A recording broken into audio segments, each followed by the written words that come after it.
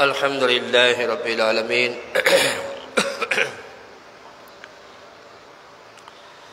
والصلاة والسلام على سيد الأنبياء والمرسلين أما بعد فأعوذ بالله من الشيطان الرجيم بسم الله الرحمن الرحيم يا نساء النبي لستن كأحد من النساء آمنت بالله صدق الله العظيم وبلغنا رسوله النبي الكريم ونحن على ذلك لمن الشاهدين والشاكرين والحمد لله رب العالمين. قال الله تبارك وتعالى في شان حبيبه صلى الله تعالى عليه وآله وسلم مخبرا وآمرا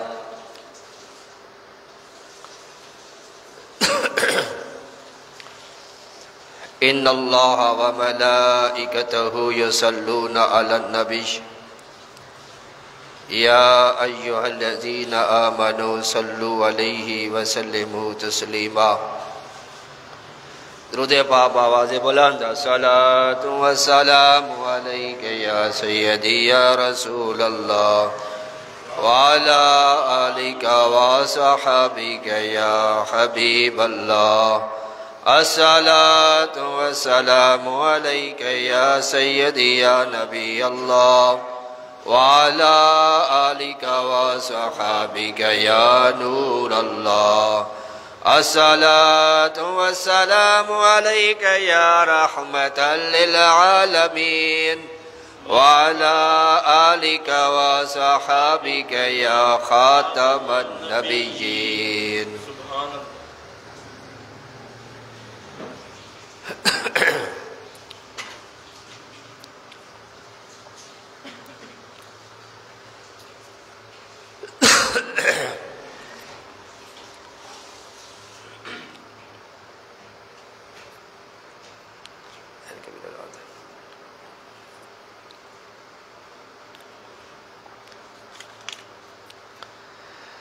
اہل اسلام کی مادران شفیق بانوان طہارت پہ لاکھوں سلام. جلو گیان بیت شرف پہ درود بردگیان عفت پہ لاکھوں سلام. سیما پہلی ماں کاف امن و اما حق گزار رفاقت پہ لاکھوں سلام. عرش سے جس پہ تسلیم نازل ہوئی اس سرائے سلامت پہ لاکھوں سلام. منزل من کسب لا نسب لا سخب ایسے کوشک کی زینت پہ لاکھوں سلام. بنت صدیق آرام جان نبی اس حریم براعت پہ لاکھوں سلام. ہے سورہ نور جن کی گواہ ان کی پر نور صورت پہ لاکھوں سلام. جن میں روح القدس پہ اجازت نہ جائیں اس سراد کی عصمت پہ لاکھوں سلام. مصطفیٰ جان رحمت پہ لاکھوں سلام. شمع بزم ہدایت پہ لاکھوں سلام. مجھ سے خدمت کے قدسی کہیں ہاں رضا مصطفیٰ جان رحمت پہ لاکھوں سلام. سیدی اعلیٰ حضرت امام الشاہ الحافظ القاری امام احمد رضا خان علیہ رحمت الرحمن نے یہ بڑا ہی پیارا سلام اور درود سرکار کی بارگاہ میں عرض کیا ہے جو کہ 171 اشعار پر مشتمل ہے. 171 اور بزرگان دین ہمارے اسلاف کہتے ہیں کہ یہ اردو میں قصیدہ بردہ شریف ہے. پہلے 30 اشعار میں حضور نبی کریم صلی اللہ علیہ وسلم کے کمالات، خصائص اور معجزات کا بیان ہے۔ شعر نمبر 31 سے لے کر 81 تک حضور نبی کریم صلی اللہ تعالی وسلم کا سراپا حلیہ مبارک حسن و جمال کا ذکر ہے۔ شعر نمبر 82 سے لے کر 90 تک سرکار دو عالم صلی اللہ علیہ وسلم کی ولادت باسعادت، آپ کا بچپن اور رضاعت کا بیان ہے۔ اور شعر نمبر 91 سے لے کر 99 تک سرکار دو عالم صلی اللہ علیہ وسلم خلوت، بعثت اور غلبہ دین کا ذکر ہے۔ اور 100ویں شعر سے لے کر 104 تک غزوات اور سرکار دو عالم صلی اللہ علیہ وسلم کی جرأت کا بیان ہے۔ شعر نمبر 105 سے لے کر 117 تک خاندان نبوی اور گلشن زہرا کی خوشبو کا ذکر ہے۔ شعر نمبر 118 سے لے کر شعر نمبر 126 تک حضور نبی کریم صلی اللہ تعالی وسلم کے ازواج مطہرات کا ذکر ہے۔ شعر نمبر 127 سے لے کر شعر نمبر 143 تک صحابہ کرام، خلفائے راشدین اور عشرہ مبشرہ کا ذکر کیا گیا ہے۔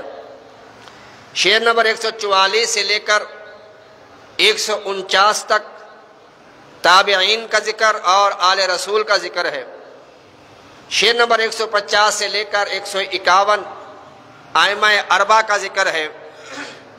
شعر نمبر 152 سے لے کر شعر نمبر 155 تک حضور غوث اعظم رضی اللہ تعالی عنہ کی بارگاہ میں گلہ عقیدت پیش کیے گئے ہیں۔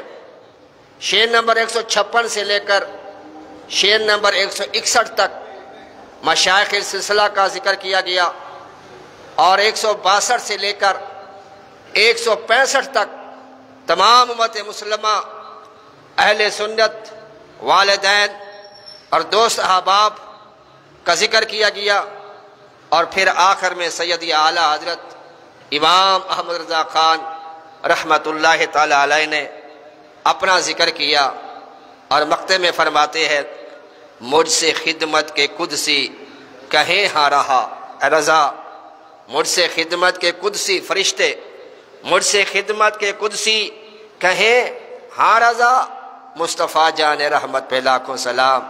اے احمد رضا، بروز معاشر یہ ماحول ہے، ایسا منظر ہو، سیدی اعلیٰ فرماتے ہیں کہ جب میں سرکار دو عالم صلی اللہ علیہ وسلم کی بارگاہ میں پہنچوں، میدان معاشر سجا ہو، ساری مخلوق جمع ہو، اس وقت فرشتے مجھ سے کہے احمد رضا ساری زندگی سرکار کی نعتیں پڑھتا رہا، سرکار کے بعد السلام کے نذرانے پیش کرتا رہا، اب بھی موقع ہے، اب بھی کہنا، کیا کہنا ہے؟ مصطفیٰ جان رحمت پہ لاکھوں سلام، شمع بزم ہدایت پہ لاکھوں سلام، مجھ سے خدمت کے قدسی کہیں ہاں رضا، رضا شروع ہو جاؤ، سرکار کا جلوہ سامنے ہے، سرکار کی بارگاہ میں صلاۃ و سلام عرض کرو۔ تو سیدی اعلیٰ فرماتے ہیں اس وقت میں سرکار دو عالم صلی اللہ علیہ وسلم کی بارگاہ میں یہی دو سلام پیش کروں گا، مصطفیٰ جان رحمت پہ لاکھوں سلام، شمع بزم ہدایت پہ لاکھوں سلام۔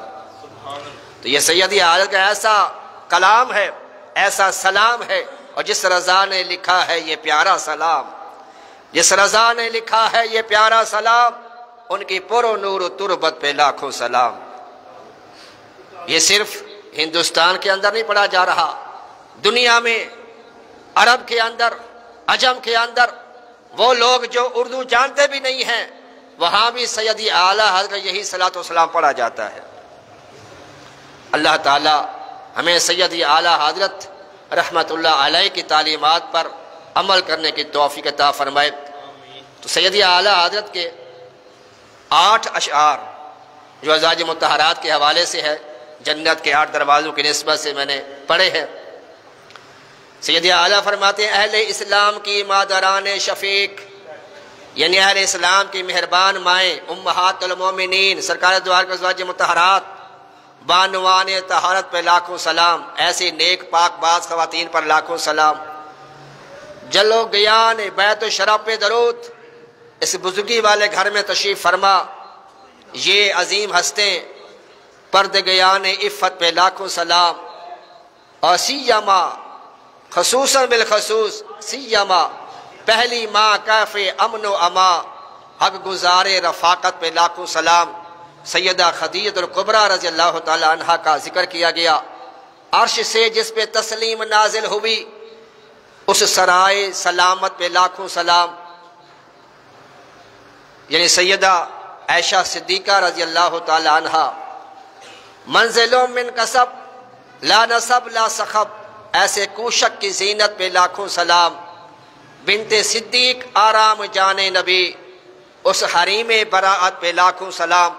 سیدہ عائشہ صدیقہ رضی اللہ تعالی عنہا پر جب تہمت لگائی گئی تو اللہ تعالیٰ کے محبوب نے جواب نہ دیا، بلکہ اللہ تعالیٰ نے قرآن پاک کی تقریباً 16 آیات جو کہ سورۃ نور کے اندر موجود ہیں، اللہ تعالیٰ نے سیدہ عائشہ صدیقہ رضی اللہ تعالیٰ عنہ کی پاک دامنی میں آیات کا نزول فرمایا ہے۔ سورہ نور جن کی گواہ، ان کی پر نور صورت پہ لاکھوں سلام، جن میں روح القدس بے اجازت نہ جائیں، اس سورادق کی عصمت پہ لاکھوں سلام، مصطفیٰ جان رحمت پہ لاکھوں سلام، شمع بزم ہدایت پہ لاکھوں سلام۔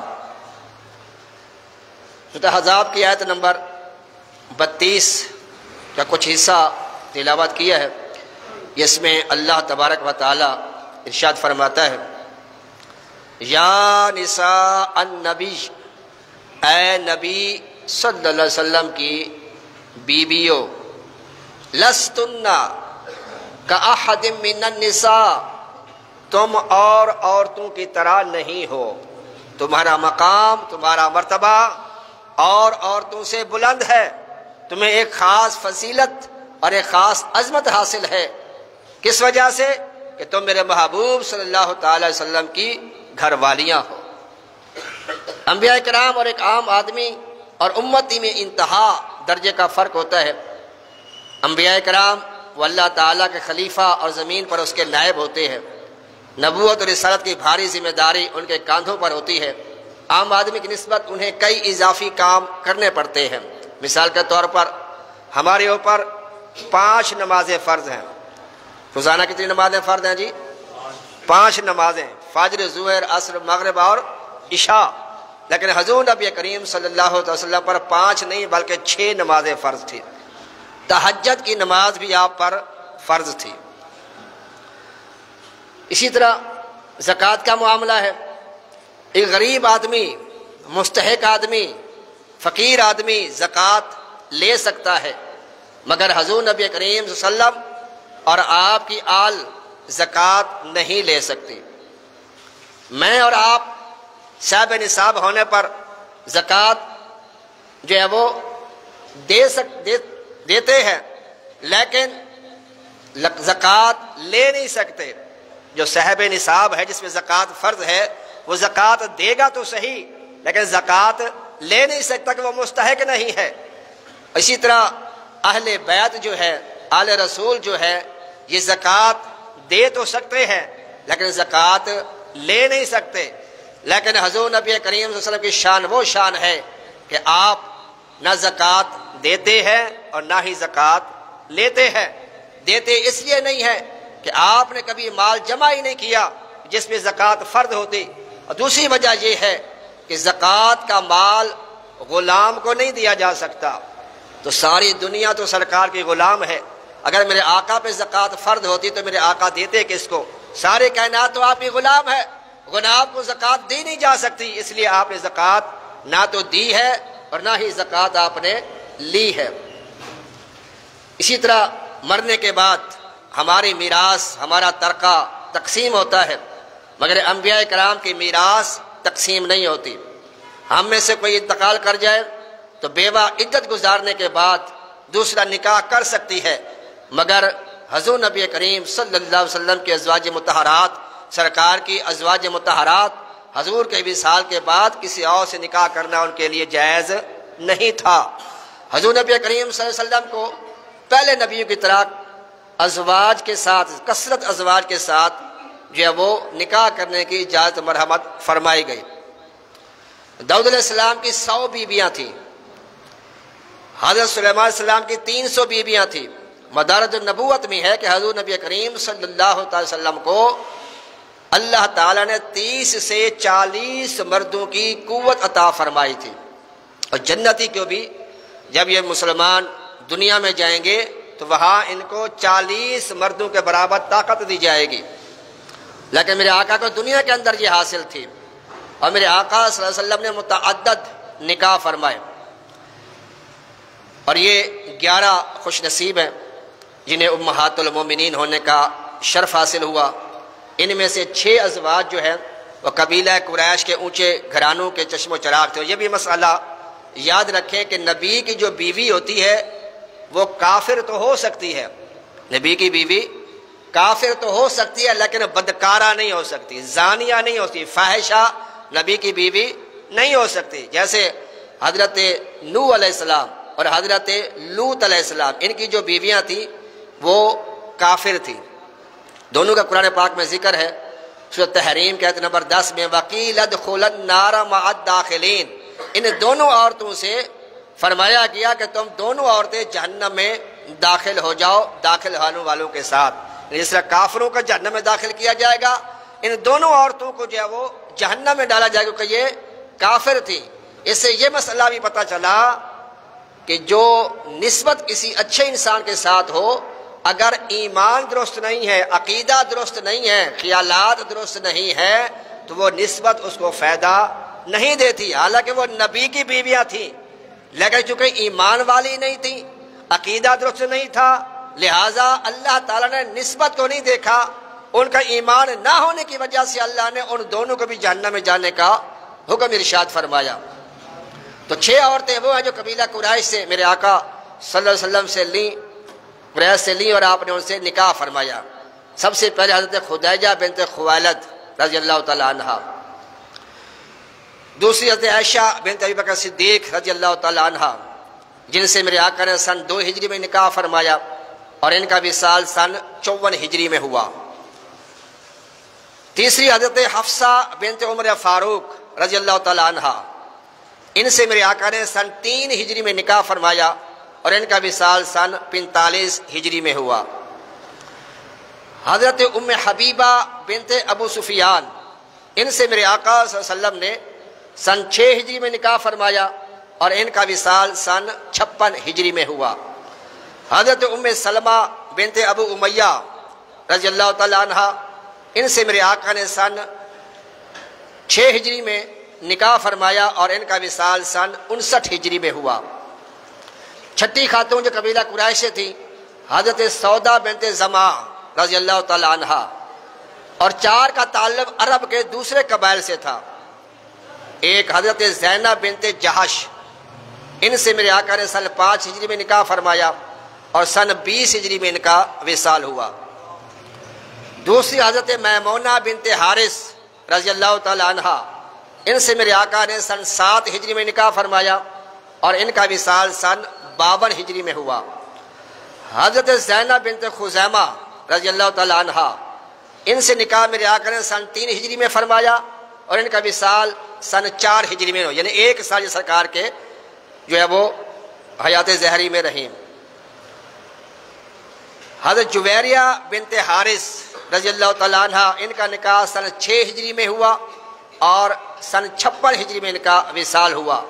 اور ایک غیر عربیہ تھی، بنی اسرائیل میں سے تھی، ان کا نام ہے حضرت صفیہ بنت حی رضی اللہ تعالیٰ عنہ، ان سے میرے آقا نے سن 7 ہجری میں نکاح فرمایا، اور ان کا وصال سن 56 ہجری میں ہوا۔ اور ایک کنیز تھی جس کا نام ماریہ قبطیہ ہے رضی اللہ تعالیٰ عنہ، ان سے میرے آقا صلی اللہ تعالی وسلم کا بیٹا سیدنا ابراہیم رضی اللہ تعالیٰ عنہ جو وہ پیدا ہوئے تھے، اور ان کا وصال جو ہے ماریہ قبطیہ کا سن 16 ہجری میں ہوا۔ حضور نبی کریم صلی اللہ علیہ وسلم کے متعدد نکاح فرمانے بے شمار حکمتیں تھیں، کوئی نفسانی خواہش یا جذبہ نہیں تھا۔ اس کی سب سے بڑی دلیل یہ ہے کہ میرے آقا صلی اللہ علیہ وسلم جو پہلا نکاح فرمایا، اس وقت آپ کی عمر 25 سال تھی، نوجوان تھے آپ۔ 25 سال کی عمر میں آپ نے نکاح فرمایا پہلا، اور کس خاتون سے؟ جس کی عمر 40 برس تھی، سیدہ خدیجہ بنت خویلد رضی اللہ تعالیٰ عنہ۔ اور نبی کریم صلی اللہ علیہ وسلم کی جتنی بھی ازواج ہیں وہ یا تو مطلقہ ہے، طلاق یافتہ ہے، یا بیوہ ہے۔ غالباً 6 جو ہیں وہ بیوہ تھیں جن سے میرے سرکار نے نکاح فرمایا، اور 2 یا 3 جو ہیں وہ مطلقہ تھی، اور ایک آپ کی زوجہ جو تھی وہ کنواری تھی، سیدہ عائشہ صدیقہ رضی اللہ تعالی عنہا۔ اس کے علاوہ جتنی بھی ازواج تھی سرکار کی یا تو پہلے بیوہ تھی یا وہ طلاق والی تھی۔ اور متعدد نکاح کرنے میں یہ بھی حکمت تھی کہ پہلے بیوہ سے نکاح کرنا عیب سمجھا جاتا تھا، اس لیے میرے آقا نے بیوہ عورتوں سے زیادہ نکاح فرمایا تاکہ اس رسم کو ختم کیا جا سکے۔ اسی طرح اس وقت جو منہ بولا بیٹا ہوتا تھا اس کو حقیقی بیٹا سمجھا جاتا تھا، یعنی اس کے انتقال کے بعد، اس کی طلاق دینے کے بعد دوسرا مرد اس سے نکاح نہیں کرتا تھا۔ لیکن میرے آقا صلی اللہ علیہ وسلم نے اس رسم کو جو ہے وہ توڑا، اور آپ کے منہ بولے بیٹے حضرت زید بن حارثہ، اسے منہ بولا بیٹا کہا جاتا ہے، سرکار نے کو پالا، اپنے پاس رکھا، زید بن حارثہ، اور سرکار کو بڑے پیارے تھے یہ زید بن حارثہ رضی اللہ تعالیٰ عنہ، اور یہ وہ واحد صحابی ہیں جن کا نام اللہ نے قرآن پاک میں بیان فرمایا ہے، حضرت زید رضی اللہ تعالیٰ عنہ۔ تو زید رضی اللہ تعالیٰ عنہ کا نکاح حضرت زینب بنت جحش سے ہوا رضی اللہ تعالیٰ عنہ۔ پھر کسی وجہ سے ان کی آپس میں نہیں بنی، اور اللہ تعالیٰ کی حکمت بھی تھی، پھر ان کے درمیان طلاق ہو گئی، اور پھر میرے آقا صلی اللہ علیہ وسلم نے حضرت زینب بن جحش جن کو طلاق ہوئی حضرت زید بن حارثہ سے، تو ان کا نکاح اللہ فرماتا ہے ہم نے اپنے محبوب کے ساتھ کر دیا۔ فلما قضا زید منہا وطرا زوجناکہا، جب یہ زینب جو ہیں زید بن حارثہ سے فارغ ہو گئی تو پھر میں نے اپنے محبوب کا نکاح اس کے ساتھ کر دیا۔ تو یہ جو منہ بولے بیٹے کے منقوہ ہوتی تھی اس کے ساتھ نکاح کی جو رسم تھی کہ نہیں کرتے تھے، میرے آقا نے اس رسم کو توڑا اور اس خاتون کے ساتھ نکاح فرمایا۔ اور دوسری وجہ یہ بھی تھی کہ میرے آقا صلی اللہ علیہ وسلم صحابہ کرام کی دل جوئی کے لیے، حوصلہ افزائی کے لیے بھی نکاح فرمایا۔ سیدنا صدیق اکبر کی حوصلہ افزائی کے لیے ان کی بیٹی سیدہ عائشہ صدیقہ رضی اللہ تعالی عنہا سے نکاح فرمایا۔ سیدنا فاروق اعظم رضی اللہ تعالی عنہ کی صاحبزادی سیدہ حفصہ رضی اللہ تعالی عنہا سے میرے آقا نے جو ہے وہ نکاح فرمایا۔ اور حضرت ابو سفیان کی بیٹی حضرت جویریہ بیٹی ام حبیبہ سے میرے آقا صلی اللہ علیہ وسلم نے نکاح فرمایا تاکہ اس قبیلے والے جو ہیں وہ اسلام کے دامن سے وابستہ ہو جائیں۔ بے شمار آیات کے اندر اللہ تعالیٰ نے ازواج مطہرات کی شان و عظمت کو بیان فرمایا ہے۔ ایک مقام فرمایا یا نساء النبی لستن کاحد من النساء، اے نبی کی بیویو تم اور عورتوں کی طرح نہیں ہو۔ ایک اور مقام فرمایا ومن یقنت منکن للہ ورسولہ وتعمل صالحا نؤتها اجرها مرتين واعتدنا لها رزقا کریما، اور جو تم میں فرما بردار رہے، یعنی اللہ کے محبوب کی ازواج سے اللہ نے خطاب فرمایا، ان سے کہا اے میرے نبی کی بیویو ازواج تم میں جو فرما بردار رہے اللہ اس کے رسول کی اور اچھے کام کرے ہم اسے دگنا اجر عطا فرمائیں گے۔ عام مسلمان عورت نیکی کرے گی اس کو 1 اجر ملے گا، نبی کی بیوی اگر نیکی کرے گی اللہ تعالیٰ اس کو 2 اجر عطا فرمائے، اس کو 2 نیکیاں عطا فرمائے گا۔ اسی لیے اور یہ بھی میرے آقا صلی اللہ علیہ وسلم کی شان میں اللہ نے یہ آیت نازل فرمائی النبی اولا بالمؤمنین من انفسہم وازواجہ امہاتہم، میرا محبوب صلی اللہ تعالی علیہ وسلم یہ نبی مسلمانوں کا ان کی جان سے بھی زیادہ مالک ہے۔ اولا کا معنی ایک تو قریب ہوتا ہے بہت زیادہ قریب، اور ایک اس کا معنی مالک بھی ہے۔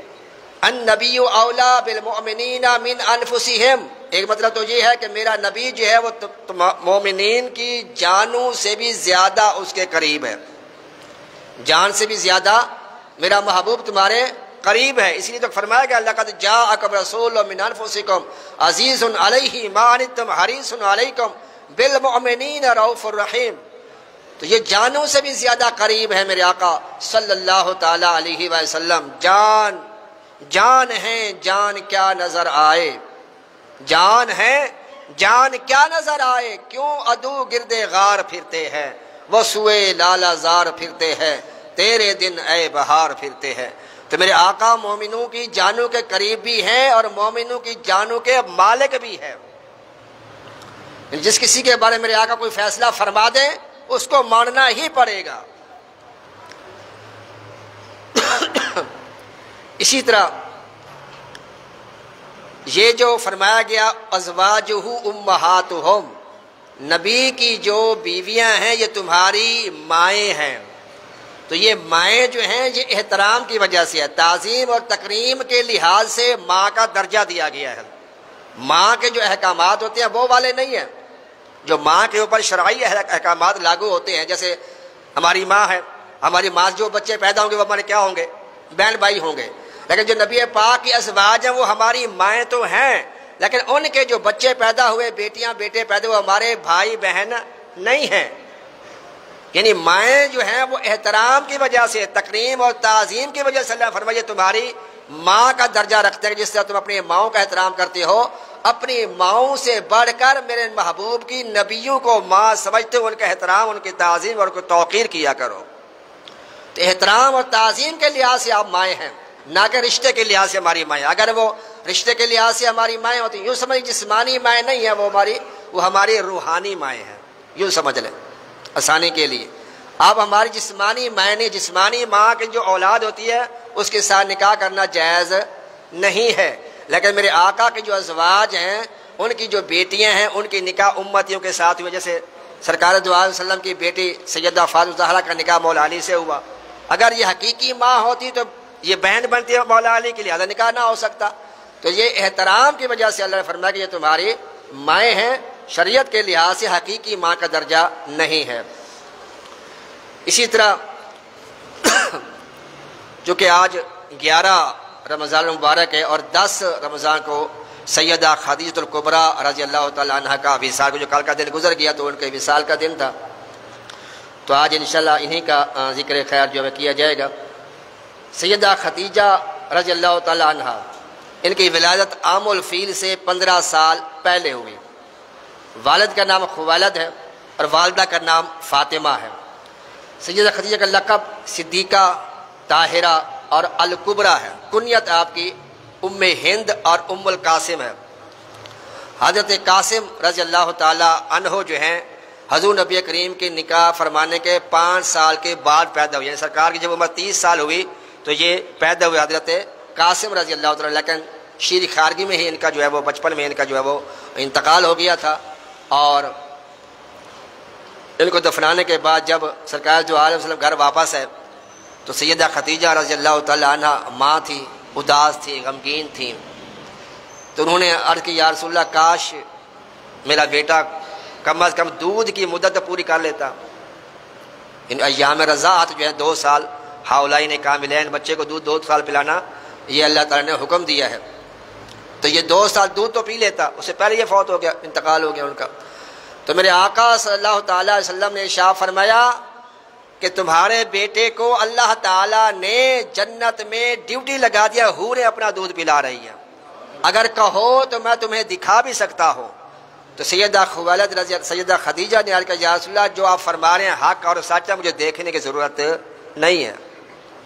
بلکہ حضرت ماریہ قبطہ کے بارے میں یہ بھی آتا ہے کہ جب ان کا بیٹا ابراہیم، سرکار دو عالم کا بیٹا ابراہیم جب وصال کر گیا 16 مہینے کی عمر میں، سرکار دو عالم جب ان کو دفنانے کے بعد گھر واپس تشریف، ماریہ قبطیہ رضی اللہ تعالیٰ عنہ بڑی اداس تھی. ماں تھی صاف ظاہر، اور شیر خارگی بچہ دنیا سے چلا جائے ماں کو زیادہ غم ہوتا ہے. تو ان کی آنکھوں سے آنسو جاری تھے. میرے آقا نے فرمایا کہ اداس تو میں بھی ہوں. میرے آقا بہت غمگین ہوئے تھے جب ابراہیم کا وصال ہوا. اور روایت میں آتا سرکار حضرت ابراہیم کی قبر کے پاس بیٹھ کے اتنے آپ کی آنکھوں سے آنسو بہے کہ آپ کی داڑھی بھر کے تر ہو گئی. تو صحابہ نے کہا یا رسول اللہ آپ بھی رو رہے ہیں؟ سرکار نے صلی اللہ علیہ وسلم فرمایا کہ یہ تو رحمت کے آنسو ہیں، یہ محبت کے آنسو ہیں جو آنسو آنکھوں سے بہہ رہے ہیں. میں نے تمہیں ہاتھوں کے اور زبان کے استعمال سے منع کیا ہے میت کے اوپر. یعنی ہاتھوں سے باویلا شور شرابہ نہیں کرنا، زبان سے چیخ و پکار نہیں کرنے، بین نہیں کرنا. اس وجہ سے میں نے منع کیا، زبان کو استعمال نہ کرو، چیخ و پکار نہ کرو، اور ہاتھوں سے باویلا نہ مچاؤ. ہاں آنکھوں سے آنسو کا بہنا یہ تو رحمت کی نشانی ہوتی ہے. تو میرے آقا قبر کے پاس بیٹھ کے فرمایا کہ اے ابراہیم ہم تیری وجہ سے بہت غمگین ہیں. تو بہرحال جی واپس ہے تو انہوں نے عرض کیا ماریہ قبطیہ نے کہ یا رسول اللہ صلی اللہ علیہ وسلم اگر میرا بیٹا جو ہے وہ اسی طرح دودھ مکمل کر لیتا اپنے ایام، تو میرے آقا نے فرمایا کہ اگر تم چاہو تو میں تمہیں دکھا سکتا ہوں کہ تمہارے بچوں کو اللہ کی طرف سے حور مقرر کر کے جو دودھ پلا رہی ہیں۔ تو ماریا قبطیہ کو میرے آقا نے ایسے انگلیوں کے اشارے سے دکھایا اور فرمایا میرے انگلیوں کے بیچ میں دیکھو۔ ماریا قبطیہ نے انگلیوں کے بیچ میں دیکھا، واقعی حوریں جو ان کو دودھ پلا رہی تھی۔ اللہ اکبر کبیر، دور و نزدیک کے سننے والے وہ کان لالے کرامت پہ لاکھوں سلام۔ میرے آقا فرمایا میں وہ دیکھتا ہوں جو تم نہیں دیکھ سکتے، میں وہ سنتا ہوں جو تم نہیں سن سکتے۔ تو حضرت قاسم کا جو پہلے بیٹی ہیں سرکار کے نکاح کے 5 سال بعد پیدا ہوئے اور پھر ان کا وصال ہوا، اسی لیے ان کو ابو القاسم میرے آقا کو کنیت جو ہے وہ کہا جاتا ہے، ام القاسم سیدہ خدیجہ کو کہا جاتا ہے۔ اور حضرت خدیجہ کا پہلے 2 مرتبہ نکاح ہو چکا ہے، 2 مرتبہ آپ بیوہ ہو چکی تھی خدیجہ خلیفہ رضی اللہ عنہا۔ پھر ان کے والد صاحب چونکہ ضعیف تھے، ان کا وصال ہو گیا، انہوں نے اپنا سارا کاروبار جو تھا، بڑے مالدار خاندان تھا یہ، تو انہوں نے سارا جو مال تھا، سارا کاروبار تھا، وہ اپنی بیٹی حضرت خویلد کے حضرت خدیجہ کے سپرد کر دیا اور ان کا وصال ہو گیا۔ حضرت خدیجہ بڑے زبردست کاروبار کرتی تھی، تجارتی مال، پورے مکے کے تاجروں کا مال ایک طرف ہوتا تھا جو تجارت کے لیے جاتا تھا، اور بی بی خدیجہ کا مال سب کے برابر ہوتا تھا اور حاوی ہو جاتا تھا اکیلی کا، اتنی مالدار تھی حضرت خدیجہ رضی اللہ تعالیٰ عنہ۔ اور پھر جب سرکار جو عالم کو صادق امین کہا جاتا تھا، اور یہ بڑی دلچسپ بات ہے کہ اس زمانے جاہلیت میں جب شراب نوشی عام تھی، زنا عام تھا، بدکاری عام تھی، گناہ عام تھے، اس وقت بھی سیدہ طیبہ طاہرہ حضرت خدیجہ کو طاہرہ نیک خاتون کے نام سے یاد کیا جاتا تھا، پاک باز عورت۔ پھر ان کے والد صاحب کا انتقال ہو گیا، انہوں نے اپنا کاروبار سنبھال لیا، تجارت کے معاملات۔ پھر یہ خانہ کعبہ کے پاس اللہ کی عبادت کیا کرتی، حالانکہ ابھی اسلام نہیں آیا تھا، لیکن اس وقت بھی یہ اللہ تعالیٰ وحدہ لا شریک کی عبادت کیا کرتی تھی اور بڑی نیک خاتون سمجھی جاتی تھی اور طاہرہ کے لقب سے مشہور تھی۔ اس سرکار تو عالم بھی صادق اور امین کے لقب سے مشہور ہو چکے تھے۔ بی بی خدیجہ نے جب نام سنا تو آپ نے کہا کہ ان سے کہو کہ میرا تجارتی قافلہ آپ لے کے جائیں، تو پھر حضور پاک صلی اللہ علیہ وسلم کے ساتھ اس نے اپنا غلام میسرہ اس کو بھیجا، تم ان کے ساتھ جاؤ محمد کے ساتھ صلی اللہ علیہ وسلم، اور کوئی روک ٹوک نہیں کرنی، محمد صلی اللہ علیہ وسلم جو بھی فیصلہ کرے تم نے اس میں بولنا نہیں ہے، جیسے چاہیں جیسے کریں ان کو کرنے دینا ہے، تم نے صرف نوٹس کرنا ہے، ہر بات ہر چیز مجھے آ کے بتانی ہے یہ کس طرح کی ڈیلنگ کرتے ہیں۔ پھر وہ واقعہ آیا کہ آپ وہ تجارتی قافلہ لے کے میرے آقا صلی اللہ علیہ وسلم جا رہے تھے، پھر درختوں نے بھی آپ کو سجدہ کیا، پتھروں نے بھی آپ کو سجدہ کیا، اور ابھی وہ درخت کہتے ہیں ملک شام کی طرف جو موجود ہے اور ہرا بھرا ابھی درخت، جس نے سرکار کو سجدہ کیا تھا جب سرکار نے آرام فرمایا تھا۔ اس سال جو تھا بی بی خدیجہ کے مال میں ڈبل منافع حاصل ہوا۔ سرکار جب منافع لے کر سامان واپس آئے اور میسرہ کے حوالے کیا، وہ جا کر انہوں نے پہنچا دیا، تو بی بی خدیجہ بڑی خوش ہوئی اور میسرہ سے حالات پوچھے کہ اس نوجوان کے بارے میں حالات بتاؤ، وہ اس کی ڈیلنگ کیسی تھی، اس کا اخلاق کیسا تھا، بات چیت کیسے کرتے تھے، وہ تو ساری باتیں بتائی کہ یہ تو شخصیت ہی ایسی ہے کہ ویسے سمجھو ویسے قدموں پہ جان قربان کرنے کا دل کرتا ہے۔ بس اس ساری جو سرکار کی شانیں دیکھی تھی اس نے سفر کے دوران، کاروبار کے دوران، تجارت کے دوران، وہ ساری بتائیں، تو سیدہ خدیجہ نے یہ دل میں نیت کر لی کہ میں اس نوجوان سے نکاح کرنا چاہتی ہوں۔ پیغام بھیجا گیا تو سرکار دو عالم صلی اللہ علیہ وسلم نے اس کو قبول فرمایا۔ حضور پاک کی طرف سے چچا حضرت حمزہ اور حضرت ابو طالب، یہ دونوں چچا گئے، پھر نکاح کی بات آگے چلا نکاح کے حوالے سے، اور ادھر سے جو تھے وہ ورقہ بن نوفل جو ان کا کزن تھا حضرت خدیجہ کا، وہاں سے نکاح کا خطبہ ہوا، ابو طالب نے نکاح کا خطبہ پڑھا اور حضور نبی کریم کا نکاح جو وہ بی بی خدیجہ رضی اللہ تعالی عنہا کے ساتھ ہوا، اور 25 سال تک یہ سرکار کے نکاح میں رہی، یعنی 65 سال کی عمر ان کا وصال ہوا بی بی خدیجہ رضی اللہ تعالیٰ عنہ کا، تو 40 سال عمر تھی جب ان کا نکاح ہوا تھا، تو 25 سال سرکار کے ساتھ رہی، اور جب تک یہ سرکار کے نکاح میں رہی سرکار نے دوسرا نکاح نہیں فرمایا۔ اور پھر میرے آقا صلی اللہ علیہ وسلم نے ان کے وصال کے بعد ان کو جو ہے وہ مکہ المکرمہ کا مشہور قبرستان ہے خانہ کعبہ کے پاس ہی ہے، جنت المعلا، جنت المعلا بھی کہتے ہیں، جنت المعلا بھی کہتے ہیں، تو وہاں پر آپ کو جب وہ دفن کیا گیا، اور میرے آقا نے اپنے ہاتھوں سے جو ہے ان کا وہ قبر میں اتارا، لیکن نماز جنازہ نہیں پڑھی گئی کیونکہ اس وقت نماز جنازہ کا حکم نازل نہیں ہوا تھا۔ اور کچھ دنوں کے بعد پھر حضور پاک کے چچا ابو طالب کا بھی انتقال ہو گیا. پہلے یہ زوجہ انتقال کر گئی، اس کے بعد ابو طالب کا بھی انتقال ہو گیا. دونوں شخصیات چلی گئی جو بڑی ہمدرد تھیں سرکار صلی اللہ علیہ وسلم کی. تو اس سال کو عام الحزن کہا جانے لگا، یعنی غم والا سال، کیونکہ اسلامی سال تو بنا ہی نہیں تھا ابھی. وہ تو سیدھا فاروق اعظم نے اسلامی سال جب وہ جاری کیا بعد میں، تو اس کو عام الحزن یعنی غم والا سال قرار دیا جانے لگا.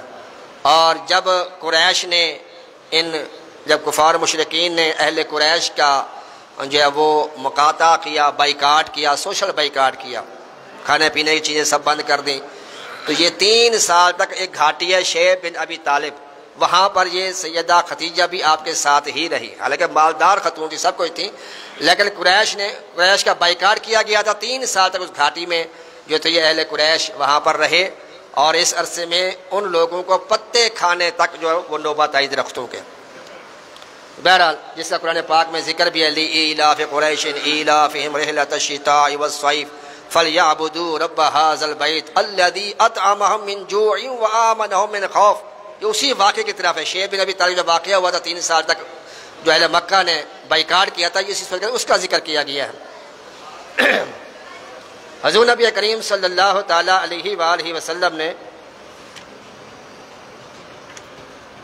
ان کے وصال کے بعد پھر آپ نے جو دوسرے نکاح فرمایا. بلکہ ایک روایت میں حضرت ابن عباس رضی اللہ عنہ فرماتے کہ ایک مرتبہ حضور نبی کریم صلی اللہ تعالیٰ علیہ وآلہ وسلم تشریف فرمایا تو آپ نے 4 لکیریں جو ہے وہ زمین پہ کھینچی. صحابہ کرام سے پوچھا کہ جانتے ہو یہ کیا ہے؟ تو صحابہ کرام نے کہا واللہ عالم رسول، اللہ جانتا ہے اور اس کا رسول جانتا ہے. تو میرے آقا صلی اللہ تعالیٰ علیہ وآلہ وسلم فرماتے ہیں کہ یہ 4 عورتوں کی مثال ہے. یہ 4 لکیریں میں نے کھینچی علیحدہ علیحدہ، یہ 4 عورتوں کی فضیلت ہے جو عام عورتوں سے زیادہ فضیلت والی، بزرگی والی، عظمت والی ہے. سب میں پہلے آپ نے فرمایا کہ پہلی حضرت بی بی خدیجہ بنت خویلد رضی اللہ تعالیٰ عنہ، دوسری فرمایا فاطمہ بنت محمد صلی اللہ تعالی وسلم، تیسری فرمایا آسیہ بنت مزاحم جو کہ فرعون کی بیوی تھی، اور چوتھی فرمایا مریم بنت عمران کہ جو کہ حضرت عیسیٰ السلام کی امی جان ہیں. ان 4 عورتوں کی فضیلت میرے آقا صلی اللہ تعالی علیہ وسلم نے بیان فرمایا. سب سے پہلے عورتوں میں اسلام قبول کرنے والے بھی آپ ہی ہیں، سیدہ خدیجہ رضی اللہ تعالی عنہ. اعلان نبوت سے پہلے میرے آقا صلی اللہ تعالی علیہ وآلہ وسلم کئی دن کے لیے غار حرا چلے جاتے تھے اللہ کی عبادت کے لیے. تو وہاں پر اللہ کی عبادت کے لیے جاتے تھے تو کچھ کھانا وغیرہ سیدہ خدیجہ جو ہے وہ پیک کر کے آپ کو دے دیتی تھی. اور یہ گھر کہاں ہوتا تھا؟ جہاں سرکار کی ولادت گاہ ہے نا، یہ باب مروہ سے آپ باہر نکلے نا تو سامنے آپ کو پیلی یلو کلر کی ایک عمارت نظر آئے گی جس کو لائبریری بنا دیا، مکتبہ بنا دیا. وہاں پر سرکار کی ولادت بادشاہ عادت ہوئی تھی. تو اس کے پاس الٹے ہاتھ میں دیکھیں وہاں جگہ نہیں ہے وہاں پر، لیکن وہاں پر سرکار کا گھر تھا جہاں 25 سال سیدہ خدیجہ کے ساتھ آپ تشریف فرما رہے اور کئی مرتبہ وہاں پر آیات کا نزول ہوا. تو وہ بھی خدیجہ سے اعلان نبوت سے پہلے آپ کچھ سامان پیک کر دیتے، کھانا وغیرہ جو ہے وہ لے کے سرکار وہاں پر جاتے اور غار حرا میں کئی دن تک، ہفتہ بھی، 10 دن، 15 دن، 20 دن تک بھی آپ وہاں غار میں اللہ کی عبادت کیا کرتے تھے. تو یہ بات میں نے ایک بندے کو بتائی تو وہ اعتراض کرنے لگا، قاری صاحب یہ تو بات سمجھ نہیں آتی، اس وقت تو فریج بھی نہیں تھے، فریزر بھی نہیں تھے، جو 15 دن کھانا تو ضائع ہو جاتا، خراب ہو جاتا ہوگا. وہ تو فریج نہیں تھے، آپ تو ایک رات کھانا رکھا اگلے دن کھانا خراب ہو جاتا ہے. تو آپ کہہ رہے ہیں 15 دن 20 دن کے لیے کھانا لے کے جاتے تھے، وہ کھانا تو خراب ہو جاتا ہوگا. میں کہ آپ نادان تو یہ سمجھ ہی نہیں ہے، کس کی بارگاہ کی بات کر رہے ہیں کہ جو خراب کو بھی صحیح کر دیتے ہیں، جو خراب کو بھی صحیح کرنے والے آقا ہیں، زکیہم جو پاک کرنے والے آقا ہیں، صاف ستھرا کرنے والے آقا ہیں، ان کے پاس کھانا کیسے خراب ہو سکتا ہے؟ قرآن پاک کا تو نے واقعہ نہیں پڑھا تو حضرت عزیر رضی اللہ تعالیٰ عنہ کا علیہ السلام کا، اللہ کے نبی حضرت عزیر تیسری سپارے میں آتا ہے. حضرت عزیر علیہ السلام کے پاس کھانا تھا، دراز گوشت پہ آپ جا رہے تھے، آپ نے آرام کے لیے بیٹھ گئے، گدے کو جو اپنے دراز گوشت کو جو ہے وہ آپ نے دراز کے ساتھ باندھ دیا، اپنا کھانا اپنے پاس رکھ لیا. قرآن پاک میں تیسری سپارے میں واقعہ موجود ہے حضرت عزیر رضی اللہ تعالیٰ عنہ کا علیہ السلام، اللہ کے نبی ہیں، علیہ السلام ہی آئے گا. تو قرآن کہتا ہے کہ جب اللہ نے پوچھا کہ عزیر کتنی دیر سوئے، اب مثال کے طور پہ سوئے تھے وہ عصر کے ٹائم، تو سورج غروب ہونے کے ٹائم ان کی آنکھ کھلی دیکھا تو حضرت کہ یا اللہ تھوڑی دیر ہی سویا ہوں. اللہ نے فرمایا تم 100 سال سوئے ہو. کتنے سال؟ 100 سال سوئے ہو. فانظر الی طعامک و شرابک لم یتسنہ، ایسے ہی ہے جی، حافظ بیٹھا ہے۔ اللہ نے فرمایا اپنے گدھے کو دیکھو اور اپنے کھانے کو دیکھو۔ 100 سال کا عرصہ گزر گیا تھا، اب وہ گدھا جو تھا 100 سال میں وہ تو ہلاک ہو گیا تھا، ختم ہو گیا تھا، وہ تو اس کے تو ریزے ریزے ہو گئے تھے، بال بکھرے پڑے سارے، تو 100 سال میں اس کو دیکھا تو وہ تو اس کے بال ہی بکھرے پڑے، تو 100 سال کا عرصہ جو گزر گیا۔ اللہ نے فرمایا اب اپنے کھانے کو دیکھو، جب کھانے کو دیکھا جو آپ ساتھ لے کے ٹفن لے کے ساتھ چلے، سمجھ لیں جو کھانا لے کے چلے تھے، جو پھل لے کے تھے وہ بالکل ابھی تک تر و تازہ تھے۔ مطلب کیا ہوا کہ جو نبی سے دور ہوتا ہے وہ ہلاک ہو جاتا ہے، جو نبی کے پاس رہتا ہے وہ سلامت رہتا ہے۔ بلکہ کھانا آپ کے پاس 100 سال کا عرصہ گزر گیا، کھانا خراب نہیں ہوا، ان کا کھانا خراب ہو گیا، جو کہتے ہیں کہ نبی کے پاس وہ کھانا خراب ہو گیا۔ اللہ ہدایت نصیب فرمائے، اللہ سمجھ عطا فرمائے۔ تو عزیر اسلام کے پاس 100 سال کھانا پڑا رہے تو خراب نہیں ہوتا، تو نبی کے پاس 15 دن کھانا پڑے تو خراب ہو جائے گا۔ بہرحال تو میرے آقا صلی اللہ علیہ وسلم کی بارگاہ میں ایک مرتبہ یہ کھانا لے کے جا رہی تھی غار ہرا، جو خوش نصیب گئے ہیں زیارت کی ہے، اللہ آپ کو بھی لے جائے، باقی زیارت کرے، کم از کم 2-2.5 گھنٹے لگتے ہیں غار ہرا چڑھتے ہوئے۔ اب تو سنا ہے کہ وہ گورنمنٹ نے ایک علیحدہ راستہ جو بنایا ہے وہاں پہ غار ہرا کا جانے کا، بہرحال وہ لمبا سفر تو ہے لیکن راستہ سنا ہے کہ انہوں نے بنایا ہے۔ بہرحال وہ وہاں پر آپ کھانا لے کر آ رہی تھی، کھانا لے کر آ رہی تھی تو جبرائیل امین علیہ السلام اس وقت سرکار کے پاس موجود تھے۔ عرض کیا یا رسول اللہ صلی اللہ علیہ وسلم، آپ کی زوجہ حضرت خدیجہ آپ کے لیے کھانا لے کے آ رہی ہے، اور فقرہ علیہ السلام من ربیہا، اے محبوب صلی اللہ علیہ وسلم آپ ان کو رب کا سلام پہنچا دیں کہ رب ان کو سلام کہہ رہا ہے، وَمِنِّي اور میری طرف سے بھی ان کو سلام کہہ دیں، وَبَشِّرْهَا اور انہیں خوشخبری بھی دے دیں، بَيْتًا فِي الْجَنَّةِ جنت میں ایسے گھر کے